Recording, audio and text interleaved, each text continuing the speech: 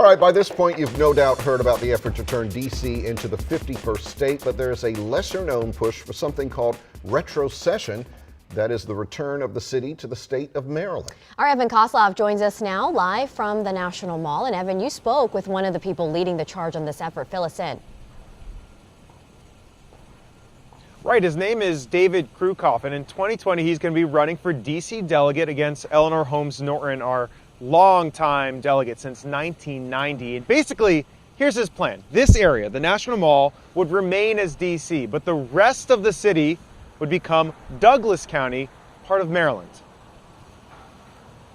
We're the capital of the country. It's all about politics here, and we're disenfranchised. It's disgusting. David Krucoff is no doubt pretty passionate about getting D.C. a vote in Congress, and he believes retrocession is the only way. Here's his plan. Carve out the National Mall area. That would remain as the District of Columbia, but the rest of the city would be added to Maryland as the 24th county, aptly named Douglas County, named after Frederick Douglass, who was born in Maryland and then died in D.C. And Krucoff is quick to point out that there is some precedence for this. You see, this is what the city used to look like when it was created in the 1790s. Land to the west of the Potomac was given by Virginia, and land to the east was provided by Maryland. In the 1840s, though, the western portion was given back to Virginia, mostly due to disagreements on slavery. Now, here we are, 180 years later, and Krucoff says the same could happen with the area east of the Potomac. And don't try to tell him that this is a long shot. I don't think it's a long shot. I think that 51st statehood is a longer shot. Here's his political argument. Statehood would give D.C. 2 brand new senators. He says this alone will make it a non-starter for the GOP. Returning D.C. to Maryland, though, gets rid of that problem. That's because Maryland already leans blue.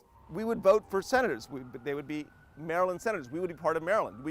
You could become a U.S. senator, Evan. The big obstacle, though, is this. There's frankly not a lot of support for Krucoff's plan from local leaders. Delegate Norton has been a longtime advocate for statehood and told us that retrocession of the district to Maryland has no backing in Maryland or the district, saying she was more focused on her proposed statehood bill, a bill that's garnered 220 co-sponsors and was discussed earlier this year in a historic House committee hearing for the first time in a quarter century. Here was Norton speaking at that hearing. The capital of every country in the world, in the democratic world, has the same rights as everybody else. I'm for statehood. Senator Ben Cardin from Maryland agrees. Changing a state border is something that you really need to think long and hard about. I think the better way is to have a 51st state. All right, so for now, local leaders focusing on statehood for the most part, not retrocession, but at least one candidate, David Krucoff, wants to change that focus and focus instead on retrocession. So I guess we'll just have to wait and see. From here in the National Mall, I'll send it back to you guys.